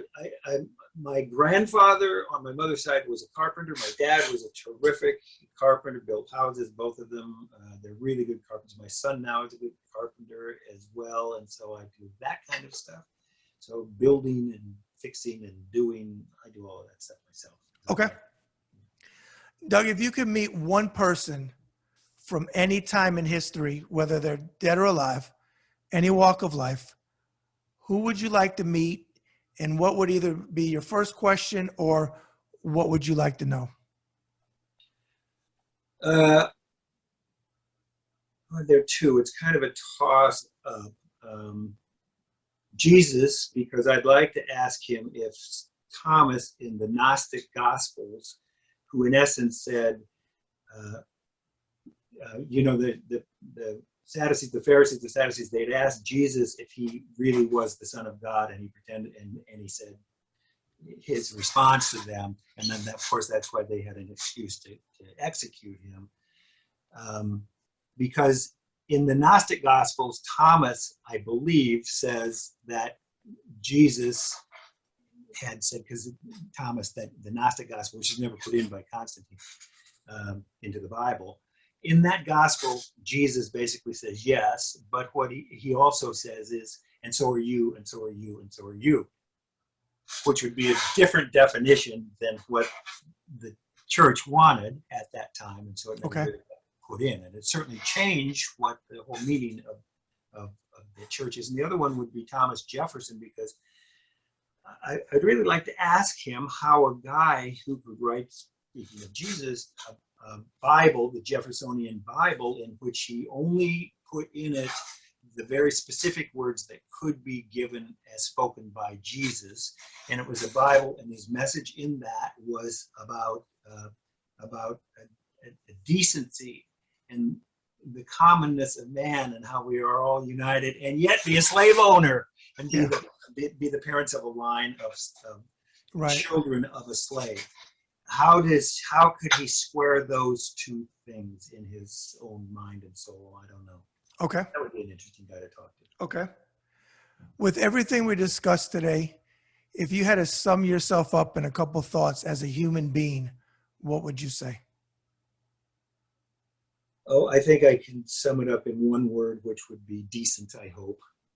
And the I hope is certainly an addendum that has to be on there, but that's kind of an all-encompassing word, which is not too far from, the golden rule. Okay. And finally, do you have a saying you live your life by? And if so, what is it? You've already heard it: judge not, lest you be judged. Okay. I can't know what Rittenhouse was feeling, what he was doing, why he was doing it, his parents. You can't become somebody else in the moment, and I can't be Adolf Hitler. I can't be any of those people. So you can't really judge because you can't be them. You just don't know. You just don't know what the things that happened to them happen, why they did. You can condemn a lot of stuff that they've done, Right. in the big picture, but you can't understand why they did what they did, because they're inevitably that people don't do things for no reason. There's a reason there, or a lack of reason. There's something that. Say that again, a little bit louder. I didn't hear that. There's going to be some reason that people do things, and if you don't understand what's inside them, how can you possibly judge them? If you can't be in their shoes, in their minds, looking through the window of their eyes at that moment that they did the things you can't judge them for anything. You can't judge anybody, nor should they judge you. You can condemn actions that were the results of what they were thinking and did, because they were bad or good. But even that's a determination, bad and good, or depending upon your perspective. So it's tough. So it's the judge not lest you be judged, and just try to be decent, I think, is really kind of the mantra. Okay. Now, are you on any social media platforms? I'm on Facebook, but I never have posted a thing on it. I wouldn't even know how to post anything on it. So Okay. that's really the only way. I can't help sell your show on there because I don't know how to do it. Oh, no. I was going to give you a chance to tell you your platform, tell the viewers your platform. Oh, yeah, no. But that's all right, because Heather is going to retweet this and everything else, because she is, Oh, good, Heather. Heather has retweeted probably more than 8,000 Twitter people I know, because she retweets everything. So we're good there. All right, I want to give you a couple of my closing thoughts, and then I want to give the mic to you to close out. I want to thank you through your art and through your views and what you've given on the screen, behind the camera and all that, because I feel that those things move humanity forward. Whether it's me watching as a teenager and having fun times watching The Fall Guy and having fond memories of it, that's a good thing. That's a positive thing. Through your art, through you wanting to be a decent person, you're moving humanity forward. And that's the type of guests that I like to have on my show that do those type of things. I don't believe in sensationalizing anything. There's other media sources that do that. You know, if I find something in the research, I don't want to sensationalize something. If I have to ask a tough question, that's a different story. That's fair. But I always am fair when I ask a tough question. But I thank you for moving humanity forward. I thank you for your time today. And again, Fall Guy I'm a huge Fall Guy fan, and I loved you on The Fall Guy. That's no BS. I don't say anything I don't mean. So all these years later, I can remember coming home. I used to drink soda back then. I'd have a Pepsi and my sunflower seeds, because I used to eat sunflower seeds all the time, in the shell. So I'd have 2 bowls. Yes, sir, yeah. And my Pepsi, and I would watch you and Heather and Lee. But what I want to do is give you the mic to close out. Any closing thoughts to the viewers, to your fans over the years, to your family, and a holiday message as well, if you want. Sure. Anybody who has a platform that you've created for yourself and uses it wisely is okay in my book. And I think you're using your platform very, very well. And I think your inclination to talk about kindness and justice and decency really is the antidote for the vitriol that's in our society today. And so God bless for using your platform that way. And also for your service. We didn't get to talk about the Navy at all. 20 years in the Navy. That's, you know, I was anti-war Vietnam, and I had a high number. So I never really got to serve, but I can tell you this, I probably would have been a Canadian director today, only because of the policy, but also because the idea of putting myself in a position in which I would have to kill somebody. I wasn't worried about getting killed nearly as much when you're a young kid. That's something. And for people who are willing to do that for their country, good on. So good for you for that. And happy holidays. We're here to say Thanksgiving in just a couple of days now for all the good things that we have in life. As crazy as the world may seem, it's still an amazing place. For each one of these disasters, we see heroes coming out of the woodwork in the disasters. There are silver linings to everything, you know, good attitude, keep all that going. And then Christmas is the most beautiful holiday of them all, because it's time families get together and do kind things for each other. That's so everybody have a happy Thanksgiving and a Merry Christmas, and as this is coming up. And so thank you so much for having me today. I greatly appreciate it. Best to you and your family. And again, to our buddy Heather Thomas for introducing us. One of my favorite people on Twitter. Believe me, what you're not doing, she's making up for all of us. Because right now she's probably tweeting all kinds of stuff. And she's got her thing. I believe it's called "Don't Get Purged," which is about from the voting rolls. I believe that's what it's called. Don't get purged. But if I'm saying it wrong, go to her Twitter page because she's about people not getting removed from voting rolls, because one of the most important things you can do as an American is vote. Every vote counts. It really does. Indeed. It really does indeed. So good for her, and good for you for promoting that. Thank you. All right. Well, you take care. And again, thank you so much for coming on. What a real pleasure, Brad. Thank you. Great to meet you. You have my information now, so stay in touch. Absolutely. Take care. Take care. Bye-bye. Hey, folks, that's another episode of the Bad Brad Berkwitt Show on the Ringside Report web TV channel. Another gentleman, Doug Barr, moving humanity forward from one of my favorite 80s shows, The Fall Guy. But much more than that, we did a 360 interview. All right. Make sure you hit that button and subscribe, whatever corner it's in on your computer screen. Hit it on your phone. Leave your comments below the video. As well, follow me on Twitter at BadBradRSR. Again, at BadBradRSR. And finally, follow my great writing team on ringsidereport.com. Again, that's ringsidereport.com. And remember, folks, every act of kindness is a little love we leave behind. Bad Brad. Hey, folks, it's the man with the pinky ring and a New York thing. Forget about it, Bad Brad Berkwitt. And I want to talk to you about advertising on the Bad Brad Berkwitt Show. If you would like to advertise, contact me at ringsidereport2014@gmail.com. Again, that's ringsidereport2014@gmail.com.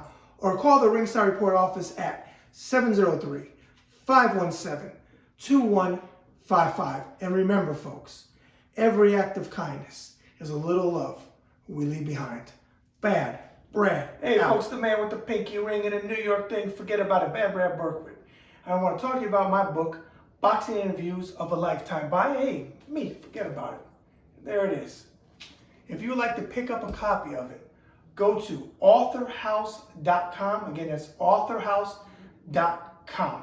If you would like to get it personally autographed with the message that you want in it, or you want me to put something in it, I can take care of that too. You just got to pay postage and handling to Indiana, and we can talk about that in the future. All right, again, Boxing Interviews of a Lifetime is the book. Pick it up. Bad Brad.